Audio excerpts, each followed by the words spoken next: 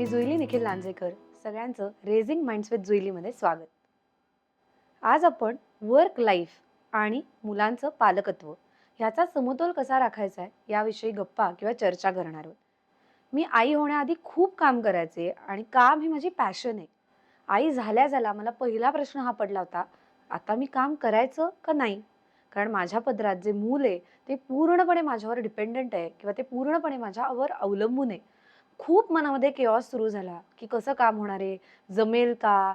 काय होईल? मग बॉडी साथ देईल का? मग या सगळ्यामधनं कसा मार्ग काढायचा? असे असंख्य प्रश्न मनामध्ये आले आणि सतत हेच वाटायचं, की आता मे बी काम करता येणार नाही. आपल्याला आपलं काम सोडावं लागेल. जसं माझ्या मनात विचार आले, तसेच वडील म्हणून देखील वडिलांनाही असंख्य प्रश्न पडत असतील. आधी तो नवरा म्हणून बायकोला वेळ देत असेल. आता त्याच वडिलांच्या भूमिकेत गेल्यानंतर त्या पुरुषालाही मुलाला वेळ द्यायचा असणार आहे. त्याचं काम आणि त्याच पद्धतीने मुलाची जबाबदारी हे त्यांच्यासाठी तितकंच क्रुशल किंवा डिफिकल्ट त्यांनाही वाटत असेल. पूर्वी जसं बायको आणि नवऱ्याचं नातं असतं, त्या नात्यामध्ये खूप सारे फरक किंवा बदल व्हायला लागतात. पदरामध्ये मूल असतं, काम असतं आणि मग सगळा गोंधळ सुरू व्हायला लागतो. आपलं काम एका लेव्हलला वेगळ्या काही गोष्टी डिमांड करत असतं, वेगळ्या पद्धतीचे टार्गेट्स डिमांड करत असतं आणि आपलं मूल वेगळ्या पद्धतीच्या डिमांड्स किंवा गोष्टी आपल्याकडनं मागत असतं.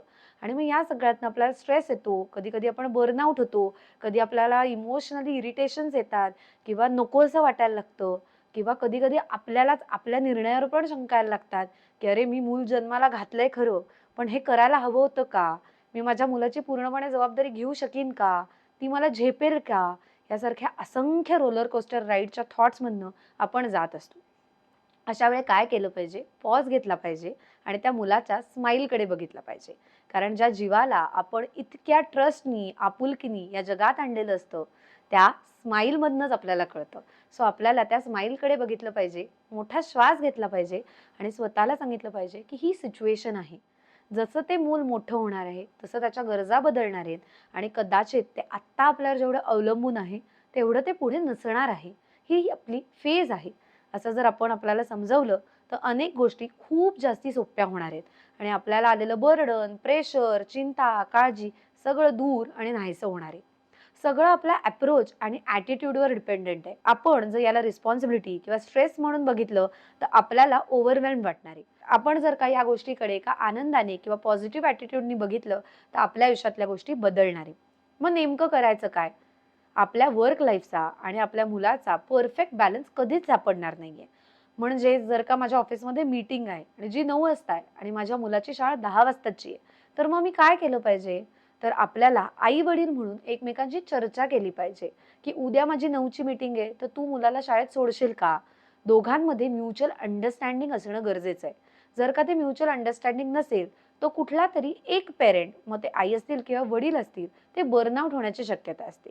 त्यामुळे इक्वल रिस्पॉन्सिबिलिटी किंवा शेअर्ड रिस्पॉन्सिबिलिटी घेण्याची गरज आहे. असं नाहीये की एकानीच करायचंय. दोघांनी गोष्टी केल्या तर वर्क लाईफ बॅलन्स करणं अगदी सोपं होऊन जाईल. मग आपण काय-काय करू शकतो? तर आपलं आठवड्याचं प्लॅनिंग एकमेकांबरोबर शेअर करू शकतो. तू जर मुलाची सकाळी रिस्पॉन्सिबिलिटी घेणार असेल, तर मी संध्याकाळी टाईम मॅनेजमेंट माझं करू शकते. नक्कीच मी वर्क लाईफचे डिमांड्स कंट्रोल नाही करू शकत. पण मी माझा जो वेळ आहे किंवा माझ्या ज्या प्रायोरिटीज आहेत, त्याच्यामध्ये नक्कीच निगोसिएशन किंवा शफल मी करू शकते. जर का माझ्या मुलाच्या शाळेत पेरेंट मीटिंग आहे आणि जर का वडिलांना वेळ नाहीये, तर मग मी कशी अवेलेबल होऊ शकते? किंवा आपल्या इंडियन कल्चरमध्ये खूप जास्ती प्रमाणात सपोर्ट सिस्टम अवेलेबल आहे. मग ती मी काही मोबिलाईज करू शकते का? मग मी आजी-आजोबांची मदत घेऊ शकते का? कुठल्या कामामध्ये अजून कुठली जर मला गरज असेल, तर मावशी आहे, काका आहेत, अनेक लोकं आपल्याबरोबर मदतीला आहे. त्यांना मी हाक मारू शकते का? असा विचार आपल्याला करण्याची गरज आहे. आई-वडील म्हणून वर्क लाईफ बॅलन्स करताना असं कोणीच म्हटलं नाहीये, की तुम्ही तुमची वर्क आयडेंटिटी सोडून द्या. तुम्ही काम करू नका. तुमची पॅशन विसरा. उलटं की तुम्ही मुलासोबत पण जपू शकता. एखादी आई जर कला या क्षेत्रामध्ये असेल, म्हणजे फॉर एक्झाम्पल ती डान्स करत असेल, तर मुलगा आणि ती मिळून डान्सच्या गोष्टी शेअर करू शकतात. एखादे वडील जर आय-टीमध्ये काहीतरी कोडिंग करत असतील, तर मुलगा आणि वडील याविषयी गप्पा मारू शकतात. म्हणजे असं नाहीये, की माझं वर्क लाईफ मला सोडून द्यायचंय. पण माझं वर्क लाईफ आणि माझं मूल मला बॅलन्स करता आलं पाहिजे. म्हणजे जर का मी घरामध्ये काहीतरी अकाउंटचं काम करतीये, तर त्याच्यामध्ये खूप सारं गणित आहे, त्यामध्ये खूप सारी गंमत आहे. 2 कागद मी माझ्या मुलाला दिले, 4 कागद मी केले, तर मूल आणि आई दोघंही छान पद्धतीने एंगेज होणार आहेत. आपल्याला रोजच्या आयुष्यातले जे टास्क वाटतायत, त्या टास्कला आपण जर ॲक्टिव्हिटीमध्ये कन्व्हर्ट केलं, तर आपलं वर्क लाईफ हे खूप छान पद्धतीने बॅलन्स होणार आहे. म्हणजे मी घरी आल्यानंतर मला स्वयंपाक करायचा आहे, मला भाजी निवडायची आहे. मग मी माझ्या मुलाची मदत घेऊ शकते का? मूल नाही म्हणणार आहे. मग त्याच्यात मी मजा आणू शकते का? मग त्याला 1, 2, 3, 4, 5 आणि मग मी एक टाळी वाजवली किंवा आता आपण जादू करूयात म्हटलं. मी सरप्राईज एलिमेंट आणले त्याच्यात. तर नक्कीच ते मूल तुम्हाला हेल्प करणार आहे, सपोर्ट करणार आहे आणि तुमच्याबरोबर ते काम करायला सुरुवात करणार आहे. मग मला वेगळी खेळणी आणून द्यायची आहेत का? वेगळे पझल्स आणून द्यायचे आहेत का? नाही. रोजचं जे काम आहे तेच मला माझ्या मुलाबरोबर वाटून घ्यायचंय, त्याच्याबरोबर शेअर करायचंय. मग कदाचित वडील इस्त्रीच्या दुकानात कपडे घेऊन चालले असतील. मग ते मुलाला घेऊन जाऊ शकतात का? त्या इस्त्रीच्या दुकानात त्याला कम्युनिकेशन करायला लावू शकतात का? या सगळ्यामधनं मजा तर येणारच आहे आणि त्या मुलाला पण लेफ्ट आउट वाटणार नाहीये. त्यामुळे ते मूलही कुठल्याही पद्धतीचे टँट्रम्स थ्रो करणार नाहीये. म्हणजे त्या मुलालाही वाटणार आहे, की आपली गरज भागतीये आणि आई-वडिलांनाही जो स्ट्रेस येतोय तो येणार नाहीये. कधी-कधी असे सिच्युएशन्स येतील, की जेव्हा आपल्याला खूपच असं वाटेल, अरे काहीच घडत नाहीये. इमोशनली ड्रेन्ड आउट वाटेल, खूप ओव्हरवेल्म वाटेल किंवा खूप एक्स्पेक्टेशन्स लोकांचे आपल्याकडनं असतील. अगेन तुम्ही पॉज व्हा आणि स्वतःला सांगा, की "this is a temporary situation." हे जाणार आहे. ही मूव्हमेंट पुढे सरकणार आहे.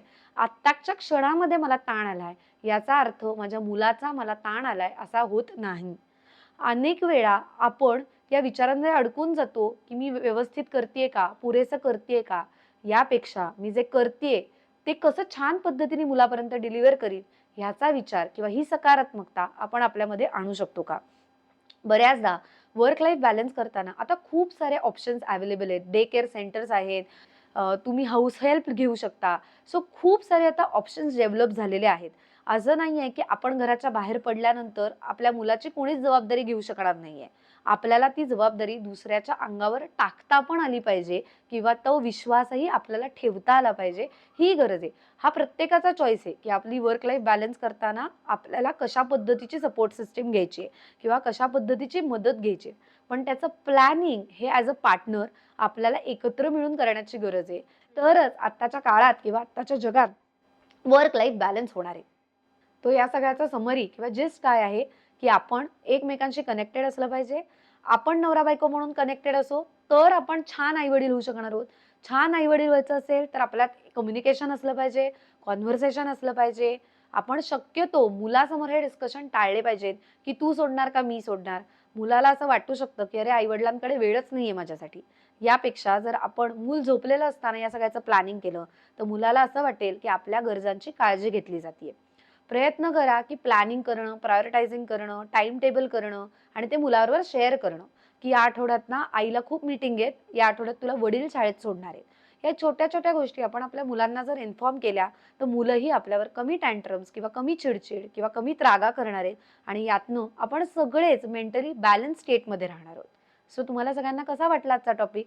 नक्की सांगा, शेअर करा, लाईक करा आणि सबस्क्राईब करा. थँक